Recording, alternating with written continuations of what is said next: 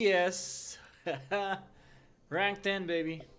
Hello, everyone. I am back with another video. I know it's been a long time, but the important thing is that I am back, and this video is a tier list for the familiar arena of Nino Kuni Crossworlds. This is the game that I've been playing recently, and yeah, so it's also a play to earn game, so it's not out of the ordinary of what I've been doing in the past. Alright, so the reason I made this video because I also needed this video like a month ago. I've been looking for a tier list. I want to see if my familiars or what I've been building up is correct. But unfortunately, as I was browsing around YouTube, I did not see anything that was updated. The most recent one was a month or two ago, and back then, when the video came out, the familiar arena was not really out yet, so it was more like just a preparation, and it's not based on experience. It was only based on the description of the familiars, reading on the game itself. And so right now, I've had some experience playing the game. I know, and as I've shown you earlier, I actually made it to the top 10 of my server, Aqua Pisces. Shout out to guys who are there. Please don't beat me. But yeah, so I decided to create this video, and hopefully this will help you guys to rank up as well. And I'm showing you the tier list right now, just in case you don't want to see my explanation. You just want to see where your familiars rank. But if you want to see why I rank them this way, then go ahead and watch until the end of the video. By the way, there's 3 here that does not have any picture because tier maker doesn't have it. That is Firelinks, which I will put him at B, and Toko and Tarakona, which will be in the S tier over here. Alright, so this is my list. Look at it. Now if you want to know why I rank them this way, we will go ahead and do that right now. Let's start at the very bottom, the D tier. Mostly 1 stars, all trash. 2 stars, yeah, all of them are trash. And then 2 3 stars over here, which is Wombat, which corrupts enemies. Now this has a synergy with this guy, Dinosaurus, but Dinosaurus is not that strong anyway, so I am putting him here in the D tier, even though he has some synergy. And also Rambunked doesn't have any synergy as of now, so he hands out poison to enemies, doesn't have any synergy to any of the characters over here, and so that's why they're both at D tier. Let's go to C tier. Crowhawk is also as strong as these two, however it does have a synergy with Hippocampus, which is a S tier. So Thrash deals 152% damage and causes frostbite. Now that frostbite actually helps Hippocampus, so the skill of Hippocampus increases its damage if the opponent is frostbitten. Alright, so with that said, although he is weak, he does have a little bit of synergy with an S tier, so I put him at C. Alright, next we have Spisher. Now he is a 4-star, but I put him at C tier because the thing that he does best is heal, and his healing is not that good anyway. So just to show you quickly, by the way, I'm just gonna make this quick. At least I'll try to make it quick. So restores 11% only, and this is for 1 familiar only, and he is a melee type, so basically he goes in front of the battlefield, so it's likely that he just heals 1 familiar and then dies. So yeah, that's why I don't really like him, so I put him at C tier even though he's a 4-star. Next we have Prince of Wales. I actually like Prince of Wales in the field, however in the arena not that good. Although he is a 3-star, so you can easily A10 him, awaken 10, that's what I mean. So not very good in terms of the damage. This is already A10, only 243. Cooldown is okay, and then the reduction of attack is only 15%. Now that is something, it could help, but it doesn't help a lot. That's why I'm only gonna put him at C tier. Next, Naja. I actually like this guy, and I used him for quite a while before I went to top 100, because in top 100 he just dies easily. Although you can easily, like, it's useful, his skills, right? Silences for 3 seconds. Now that may sound as not much, But if you know, in the arena, this could help because some skills they cancel the animation of other familiars. This could help, like the 3 seconds window could help a lot, and also the cooldown is nice. You know, he could attack twice, but the bad is, you know, he's unlikely to last 12 seconds in battle, so that's why I will rank him at C tier. Next, we have another 4-star Flutterby. This one is actually strong in the field, but then again in the arena, not that good. So that's why in C tier. Just to show you what he does. Now, this one is better than Splisher for sure, because he hands out shield with 18%. Now, this is Awakened too, so I think the base is only 15%, but definitely better than Splisher. And then heals if the shield breaks for 3% of HP. Now, the reason why he is ranked low, because again, the shield is not that much and it's only for 5 seconds. So even though your whole team will get shield, the backlines will not really benefit from that because it's only for 5 seconds. So basically only the front line will experience that, and he's soft as fuck, so he will die easily. So that's why it's almost like a waste of a slot for your familiar arena team. So that's why I'm putting him at C tier. Next, we have Penguicorn, another 4-star. This guy could be very good or very, very bad, but the chance of him being very, very bad is actually 75%. So that's why I'm putting him at C tier. To explain why, his skill blinds enemies for 4 seconds. That means there's a chance that 25% of the attacks of your opponent will miss. So that's why I said 25% of the time he could be good. But you know, in this game, like in my experience going against this guy, the blind doesn't really work a lot, so it doesn't really move the needle. So he's almost like a nuisance, and it's only for 4 seconds. So it's almost like a waste of a slot. That's why I'm putting him at C tier. Next, Draggle. Now this could be controversial, him being at C tier, because a lot of people like him. You know, he can one-shot enemies, but just to let you know, he can only one-shot enemies that are weak. So in the past, since a lot of like familiars are weak, so he was feasible, especially if you put him at 6-star and then 100% his attack bonus. But right now, since a lot of people are getting stronger, or like their familiars are getting stronger, he can no longer one-shot enemies. So if you think about it, do the math, he is no longer feasible. Even though he is a fan favorite, it is really nice. It makes you happy when he one-shots people. You know, a 3-star one-shotting a 4-star. But at the end of the day, at least right now, he's not that feasible anymore. He's a melee type, dies easily, so I'll put him at C tier. Alright, the B tier. First we have Thumblimore. Now, the heal of Thumblimore is as weak, or almost as weak as Splisher, but I am putting him at B tier because at least his healing is AoE. So there's a possibility that he can heal multiple familiars at a time. So as you can see here, 15% of in-range allied familiars, max HP for over 7 seconds. Alright, but still not that much, so I'm putting him at B tier. And next we have Sparky. Sparky is good in the field, but in the arena he is not that good. I used him in the past since a lot of people were still weak at that time, so he was feasible, but now I'll only put him at B tier. Tarracona, who has similar skill as Sparky, but Tarracona hits harder, and the AoE of the explosion is bigger, like the radius is bigger.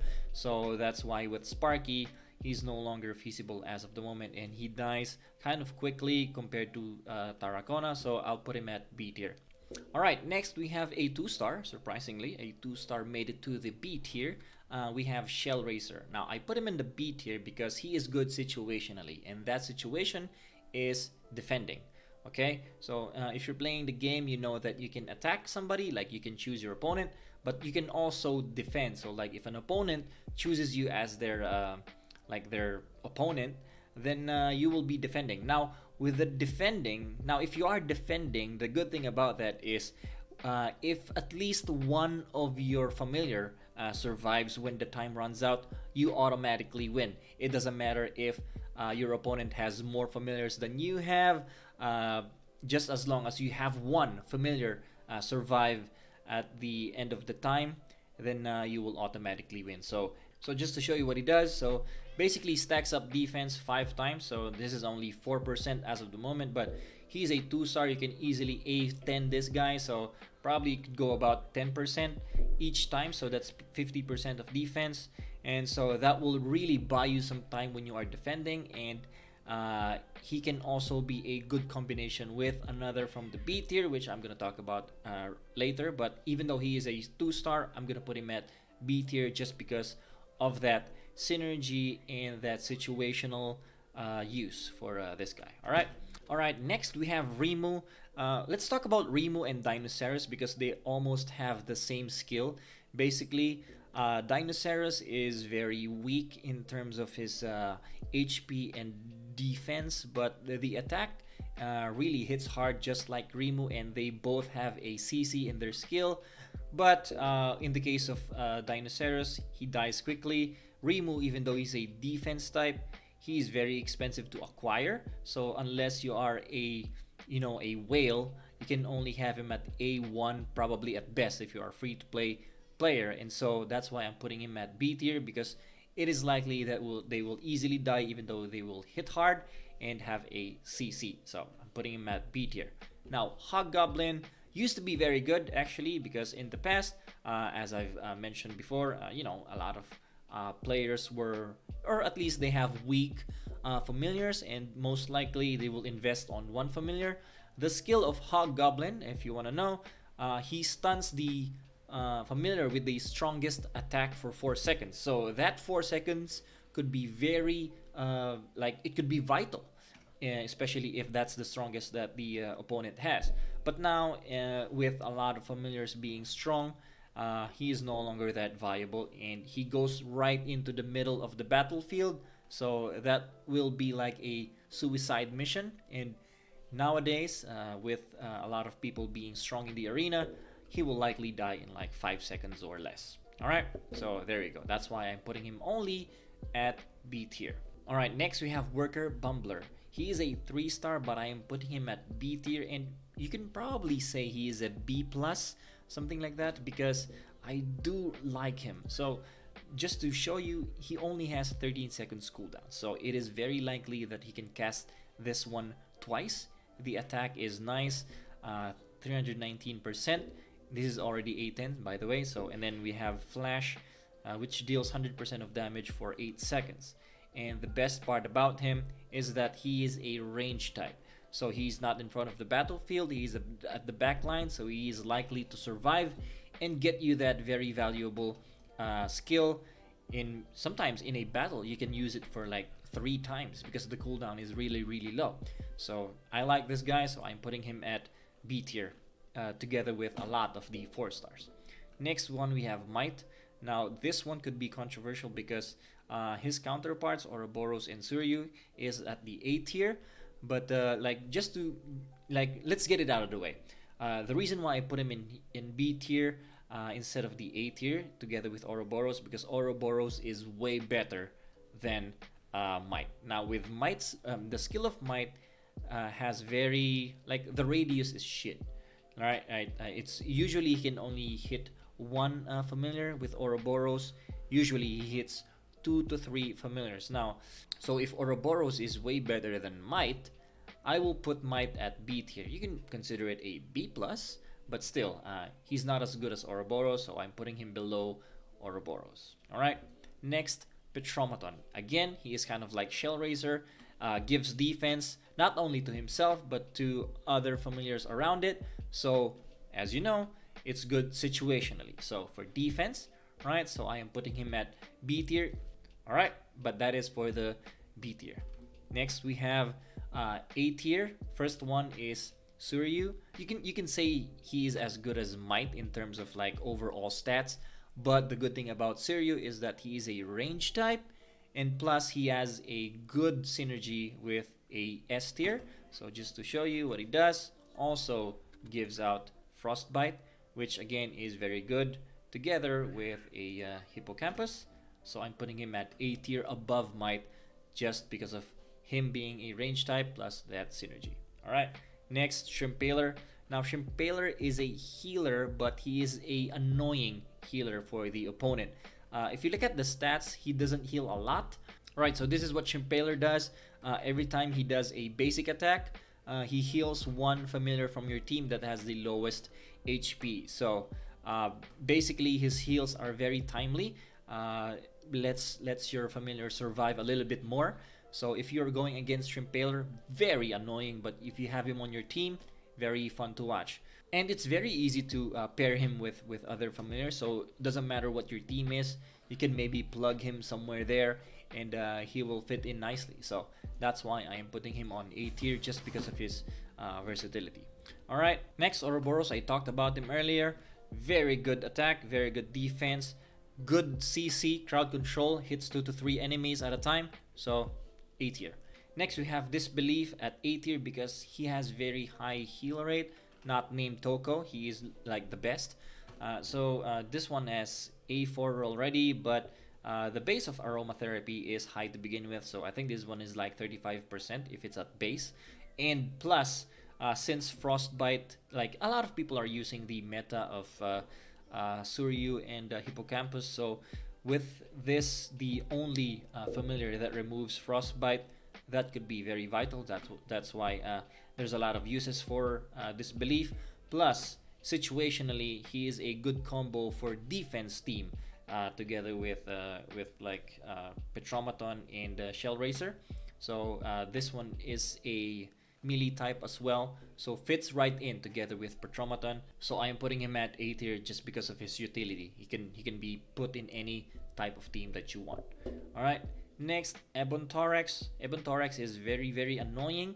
He's not that strong, quite honestly, but he's a good tank, and he cancels a lot of animations.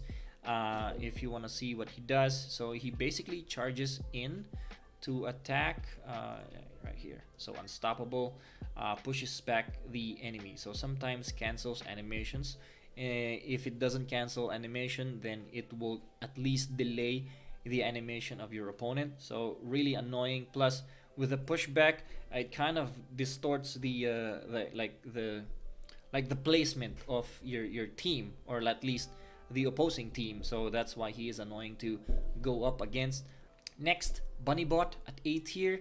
Now a lot of people may cringe to see Bunnybot at A tier because his skill is OP, I get that, but it's kind of situational as of the moment, because the defense that he does is good, so absolute defense, but it's only for 5 seconds, right? So it's kind of like Flutterby, so the backline people would not really benefit from this one. The only reason why this could be good is to cancel out the combo of an Arachnis, Hippocampus, and Staghorn. So if you don't know, there's a combo where this three could end the battle in 10 seconds or less. So what would happen is Hippocampus will suck all the enemies, and then Arachnis will attack, more on that later, and then Hippocampus will basically destroy everything in sight after Arachnis does her thing.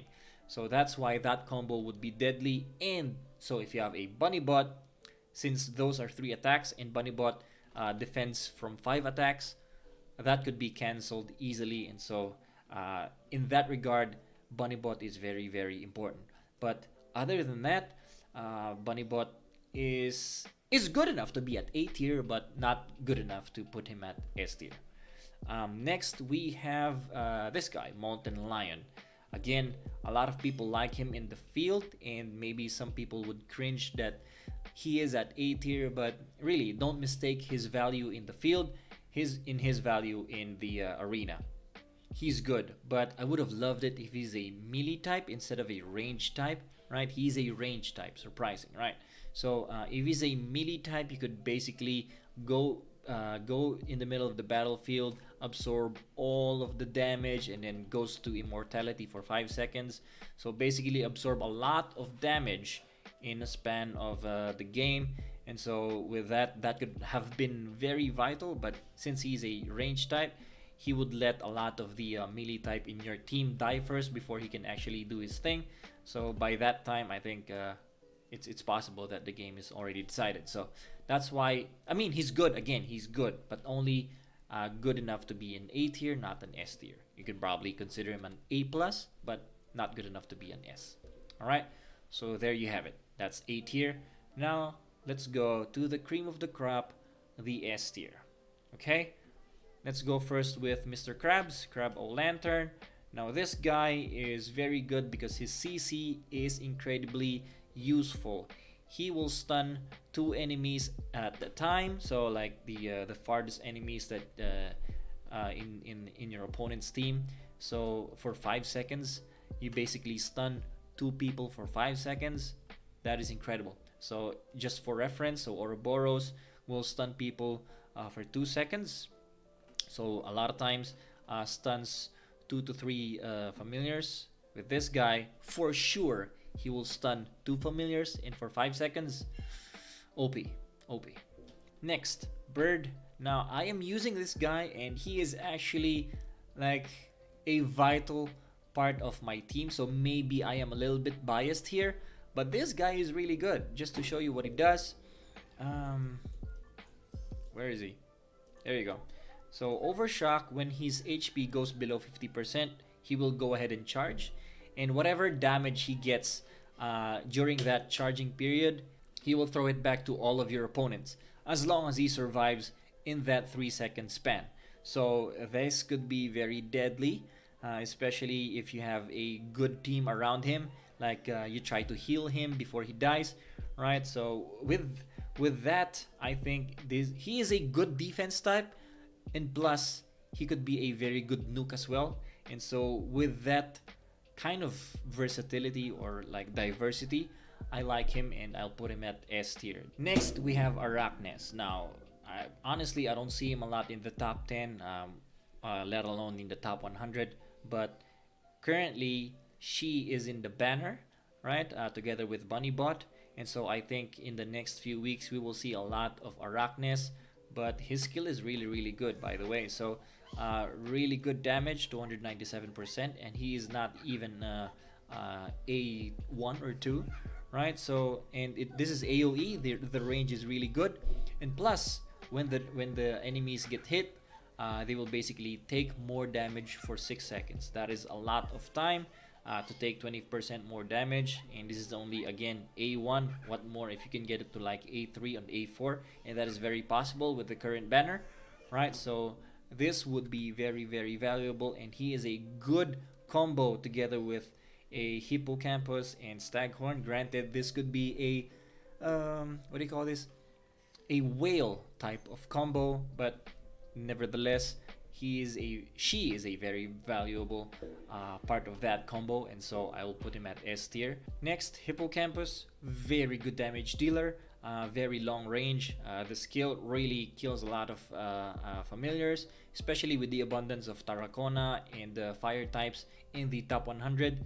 This guy is a must if you have him. Next, Staghorn. Now this guy is very frustrating because I have him, but when I use him, he only sucks like 1 to 2 familiars, but when I'm going against him, he basically gets all of my team in one place.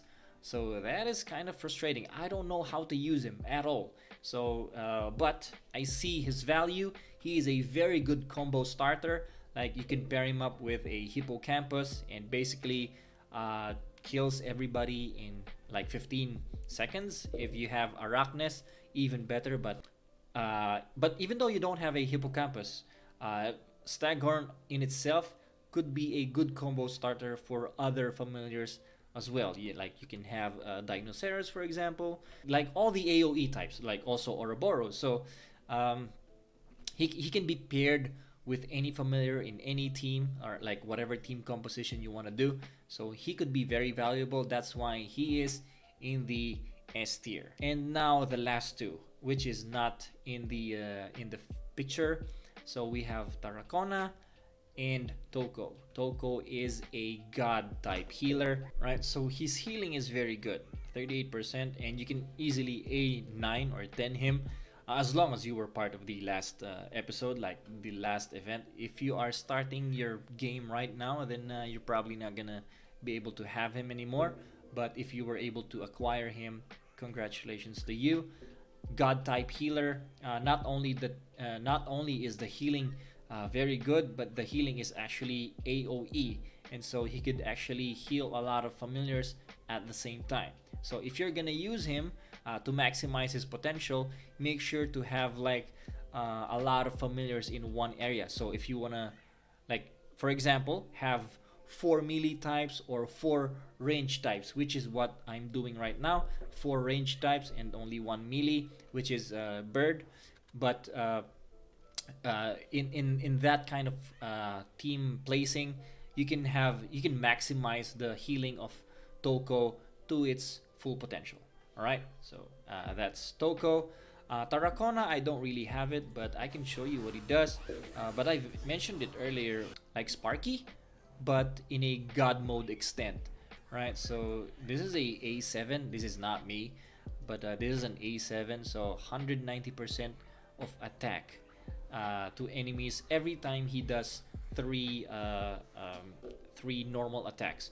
And as you know, normal attacks is very easy to do, and probably like at max 2 seconds per normal attack. So that would make 6 seconds of cooldown of 190% of attack. All right, I'll show you over here. Look at that, Tarakona.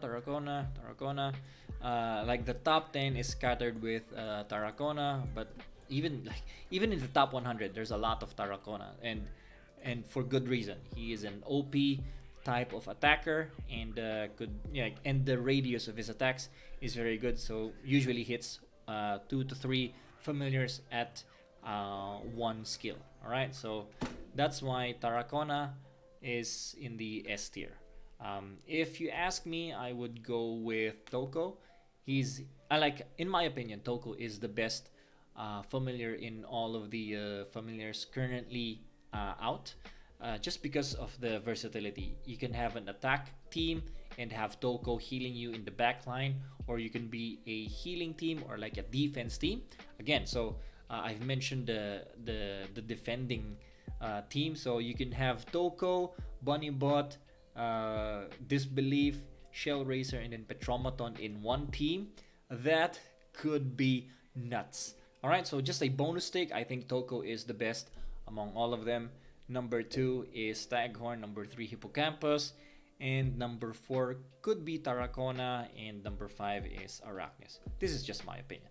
But anyway, this is my list. I hope you enjoyed that one, and I hope this can help you really climb the ladder in the familiar arena. Alright, thank you guys for watching, and I'll see you on the next one.